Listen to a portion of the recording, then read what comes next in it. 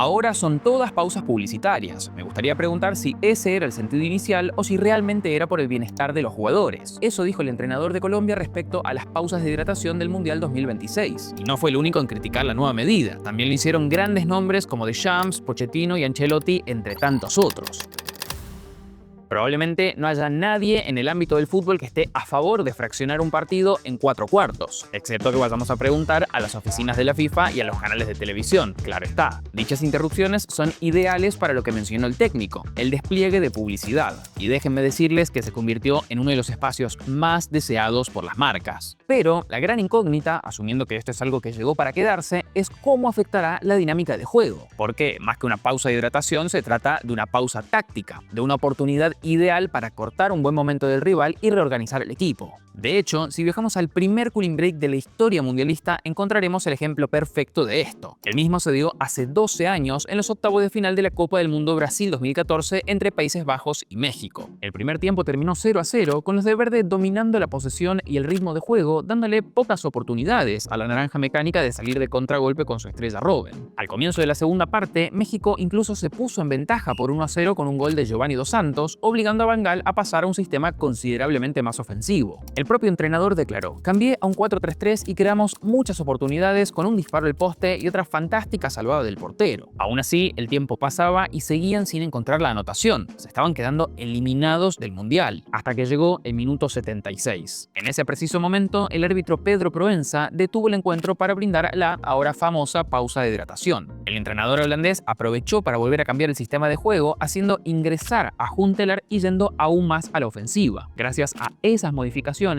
empataron el encuentro en el minuto 88 y lo dieron vuelta en el 94. Países Bajos avanzó a cuartos de final. En conferencia de prensa, Van Gaal admitiría: luego nos movimos al plan B y sí, lo hice en el cooling break. Fue una forma inteligente de beneficiarnos de estos cortes. Lo interesante es que en aquel torneo las pausas sí tenían una lógica razón de ser: cuidar la salud de los futbolistas. Los partidos disputados en ciudades como Manaos, Recife, Fortaleza y Salvador podían tener una muy mala combinación de calor y humedad, afectando severamente el rendimiento de los deportistas. Un estudio realizado por Edgar Schwartz de la Universidad de Saarland en Alemania junto a sus asociados demostró el impacto que pueden tener las altas temperaturas y la importancia de estos descansos a mitad de cada tiempo. Comparando el rendimiento de futbolistas con y sin pausas de hidratación, notaron que en condiciones de calor, aquellos que no tenían el break sufrían una caída drástica en las distancias recorridas a velocidad media, es decir, entre 12 y 18 km por hora, y velocidad alta, que es entre 18 y 24 km por hora. Esto sucede porque el cuerpo recurre a un mecanismo inconsciente de autorregulación del ritmo para proteger la integridad homeostática del organismo y así evitar los famosos golpes de calor. Aquellos jugadores que sí realizaron el break lograron mantener el rendimiento en los últimos 15 minutos sin problema alguno. Esa fue la razón por la que se introdujeron en la Copa del Mundo Brasil 2014. De hecho, en aquella edición la FIFA no lo declaró de manera unilateral, sino que fue obligada a realizarlo. El Tribunal Laboral brasileño impuso que si el índice de temperatura de bulbo húmedo y globo, WBGT por sus siglas en inglés, superaba los 32 grados centígrados, entonces el árbitro tenía la potestad de frenar a mitad de ambos tiempos. La Federación Internacional incluso debía pagar una multa de 200.000 reales, cerca de $90.000 en ese momento, en cada encuentro en el que no se cumpla dicha normativa. Una verdadera locura. Si avanzamos 11 años en el tiempo, el siguiente gran momento de esta regla se dio en el Mundial de Clubes 2025. Aquí, una vez más, no fue únicamente la FIFA quien lo quería introducir, sino también FIFPro, el sindicato que agrupa a los futbolistas profesionales. La preocupación era, nuevamente, las altas temperaturas que se vivirían en los campos de juego, por lo que se decretó que esas pausas podían imponerse a criterio del árbitro y el cuerpo médico en el estadio. Aunque, esta vez, la FIFA sí lo vería como una oportunidad comercial. No sé si lo recuerdan, pero todas las interrupciones estuvieron patrocinadas por Powerade, quien obviamente desembolsaba dinero para figurar allí. Y lo cierto es que parece haber funcionado, ya que de cara a la Copa del Mundo 2026 se impuso de manera obligatoria que todos los partidos, independientemente de la temperatura o cualquier otro factor, tuvieran los cooling breaks. La Federación Internacional menciona que la decisión fue tomada para favorecer a los jugadores y asegurar las mismas condiciones para todos los equipos en todos los partidos. Sin embargo, déjenme decirles que esa no fue la única gran modificación respecto a las pausas de hidratación. Quizás no lo notaron, pero esta vez el patrocinador oficial no tiene tanta presencia como sucedió en el Mundial de Clubes. La FIFA prácticamente no genera ingresos en dicha interrupción.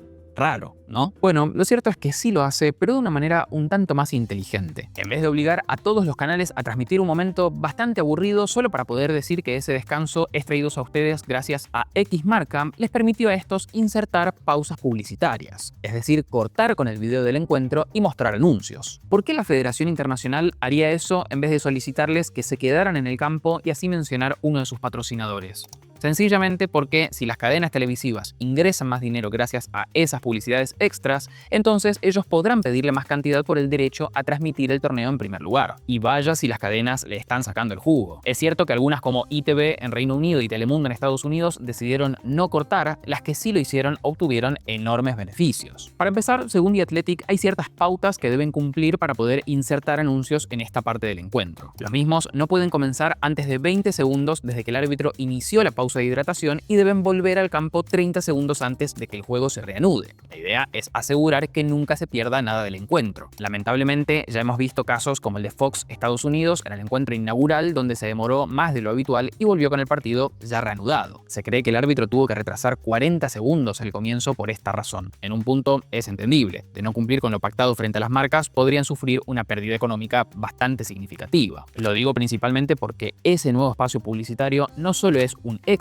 sino que se convirtió en el momento de oro. Debido a la larga pausa entre el primer y segundo tiempo, todos aprovechamos para ir al baño, recargar el vaso o hacer cualquier otra cosa menos que prestar atención a la publicidad que se muestra frente al televisor. Hemos podido averiguar que la televisión francesa, por ejemplo, ofrecía 20 segundos de anuncios en el cooling break del encuentro entre Francia y Senegal a unos 315.000 euros brutos. Esa cifra es mayor a los 270.000 euros que se pagan por la misma cantidad de tiempo en el entretiempo y también por encima de los 250.000 que se solicitaban para aparecer en el momento que existe entre que suenan los himnos y empieza el partido. Si bien los canales tienen otros socios comerciales a los cuales les brindan ciertos espacios, haciendo difícil estimar el impacto final de este agregado, creemos que los ingresos publicitarios por partido se incrementarían entre un 20 y 40% gracias al cooling break. Y si dichas empresas logran facturar un 20% más debido a la nueva regla, entonces la FIFA tranquilamente puede solicitarles un aumento del mismo porcentaje respecto a la tarifa que pagan para obtener los derechos de transmisión. Así que sí, la pausa de hidratación implica un negocio enorme tanto para la Federación Internacional como para las cadenas televisivas y es probablemente la principal razón por la que se incorporó. Quizás la gran pregunta que nos hacemos todos es cómo afectará la dinámica de juego. ¿Qué tanto puede cambiar un partido con estas interrupciones? La verdad es que no lo sabemos, pero no porque no haya información, que de a poco va apareciendo, sino porque tampoco lo saben los propios equipos. Al ser algo completamente nuevo, llevará un tiempo entender cuáles son las mejores estrategias para afrontar un deporte que pasó de tener 2 tiempos a 4 cuartos. Lo que sí está claro, aunque suene obvio, es que se trata de un freno al juego, lo cual básicamente abre una posibilidad a que los entrenadores modifiquen cosas que podrían llevar a un cambio en la dinámica del encuentro. La cuenta de Twitter Josh ha publicado interesantes imágenes mostrando cómo fluctúa el match momentum de distintas selecciones a lo largo del partido, analizando especialmente lo que ocurre en dichas interrupciones. Se puede notar cómo Japón parece haber usado la primera pausa para reponerse de la dominancia de Países Bajos. Lo mismo ocurrió en el caso de Ecuador con Costa de Marfil y de Brasil con Marruecos. La entrenadora de la selección estadounidense femenina lo definió como momentum breaks, haciendo referencia a que funcionan como un freno para quienes se encuentran dominando el partido. Cuando estás en ventaja, no lo querés. Cuando estás perdiendo, sí. A veces ni siquiera es dar indicaciones, es solo hidratar y calmar a los jugadores, remató. Con lo cual se trata de una norma que tiende a favorecer a quien está sufriendo el partido. ¿Eso significa que con la simple llegada de la pausa se perderá el dominio del encuentro?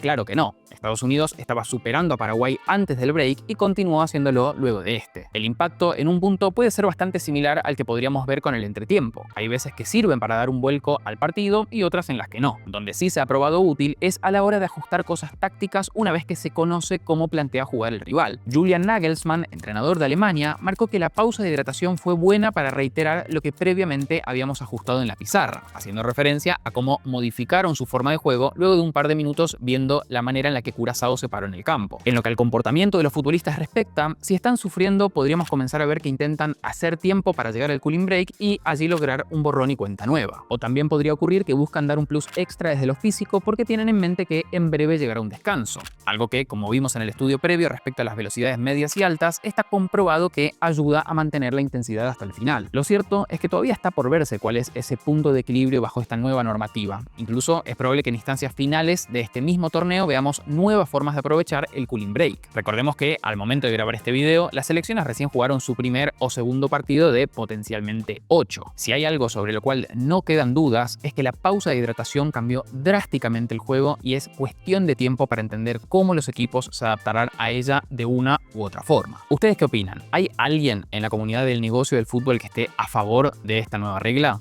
Los leemos en los comentarios, pero eso sí, antes no olviden fijarse si ya están suscritos al canal. Nos vemos la próxima.